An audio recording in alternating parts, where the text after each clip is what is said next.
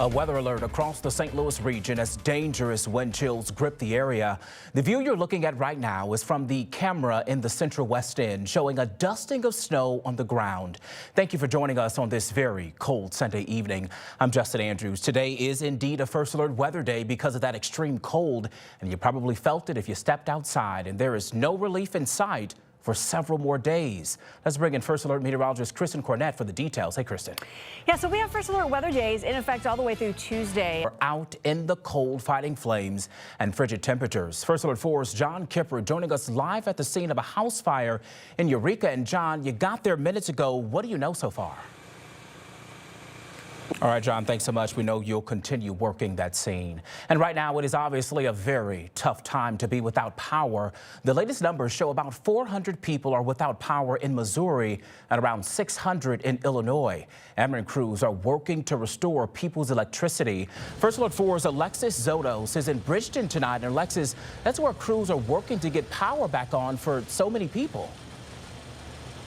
Certainly not easy for those crews. Thanks so much, Alexis. And Ameren workers are not the only ones out in the bitter cold. First Alert 4's Alex Gall caught up with a local snow removal company as they cleared sidewalks and parking lots.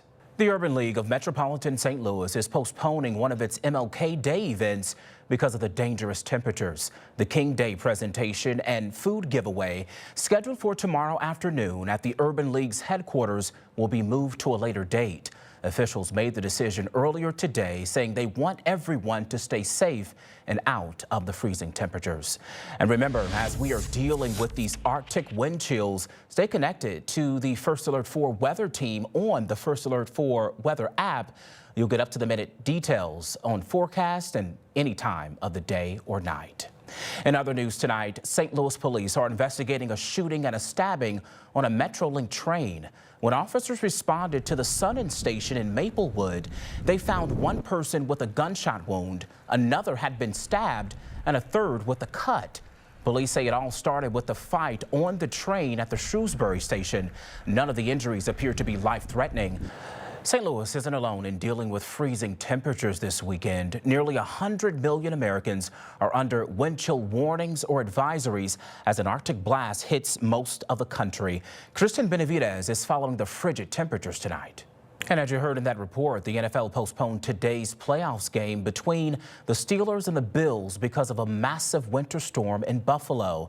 The game is now scheduled for tomorrow afternoon, and you can watch it right here on First Alert 4. The game starts at 3:30 with the pregame coverage beginning at 2:30. You probably know someone coughing or wheezing right now. Respiratory viruses are spreading, but doctors are seeing some encouraging signs. We have the details next, right here on First Alert 4. Winter is flu season, and this year it is no exception. The latest numbers from the CDC show flu cases are up in most parts of the country. But as Michael George reports, after several weeks of increases, there are some signs of a slowdown. All right, if you stepped outside, that cold pretty much slapped you in the face, Yeah, Kristen. it did. How cold did it get this morning? It was frigid. -7. It's hard to even wrap my head around that. Yeah, I've got some stats I want to share with you here. We dropped down to -7. Well, it is day 2 of the Cardinals' winter warm-up, and Illinois hits the hardwood against Maryland. Tamar Scher has those stories and more coming up next in sports. From if anyone's watching from the comfort of their own homes. Yeah, I was going to say, because I had some friends who were at that Chiefs game. It was -2. I'm like, how do you go there and watch that game? But it was for a good cause. They actually took home the win. Miserable, though, outside. Yes, it was. All right, Tamar, thanks so much.